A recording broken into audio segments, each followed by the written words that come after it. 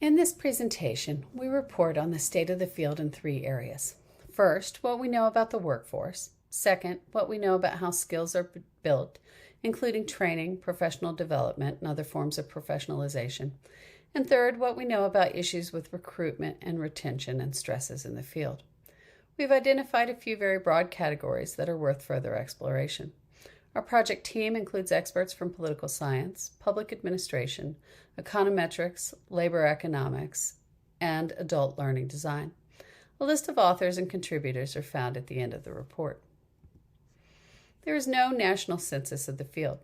Field-wide data are collected through the Election Administration and Voting Survey and the Survey of Performance of American Elections, and a series of surveys funded by the Democracy Fund and fielded through Reed College's Election and Voting Information Center. What we know from these sources is that the workforce is more white and more female than average public administration workforces. We know that these workforce characteristics have been largely stable over the past 15 years. The average age of a person in the workforce is around 50, and larger jurisdictions tend to have leadership that is both younger and more male. The average salary is around $50,000 a year, although that is much higher in larger offices. The extant data do not show a complete picture of the field, and what is available has not been compared with data from other parts of public administration. In our report, we offer a salary comparison across data sets for public administration to see how that could begin, but it is only an illustration. For the non-full-time equivalent workforce, we have basic information about poll workers, but not the other parts of the workforce. We know that poll workers tend to be older. That trend has continued for a long time, but that during the pandemic, the workforce got younger.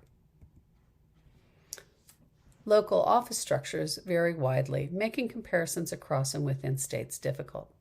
Method of selection of election officials, like their office structures, also vary. Most local leaders are elected, and most staff are civil servants.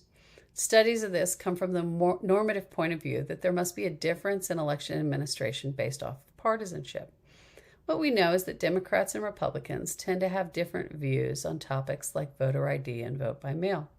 The inference in some of the literature is that these preferences then translate into biased administrative practices. However, there is little evidence that this is actually true. The most recent study released on this topic in July of 2023 argues that method of selection, including being elected, as far as we understand it, may not make any substantive difference in terms of administrative practices. We know a bit about the training that's going on in the field and about other areas of formal education and professional development. We have cataloged national training programs such as the National Certification Program run by the Election Center and academic programs like that at Auburn and at the University of Minnesota and other initiatives to develop connections with these programs. The field is in the beginning stages of cataloging state-based training initiatives. We can identify where poll worker training is required and not. We can also catalog the number of training hours required and curricula currently in the field. Further, some organizations such as the EAC and the Election Center have programs to recognize and share best practices and promising practices. What we don't know is how much of the best practice literature is based off of systematic assessment and examination. There have been no studies matching whether and how training efforts are tied to the existing literature about how adults learn, including curriculum design, delivery, evaluation, and impact assessment. There is ample indication that race matters in this environment, but there is little systematic evidence examining how training addresses that. We also have evidence that the field is undergoing a transformation due to political and external pressures over the past 2 presidential election cycles, and which continue today.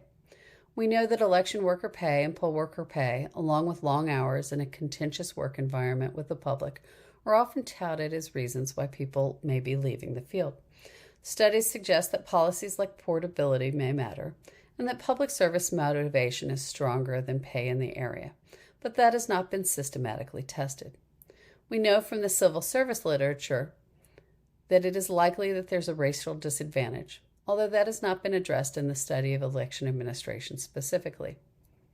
We also note that there is no comparison of the leaving data with what would be expected for similar aged and gendered workforces in other parts of the public sector. These parameters may be particularly useful in defining a future agenda for the field.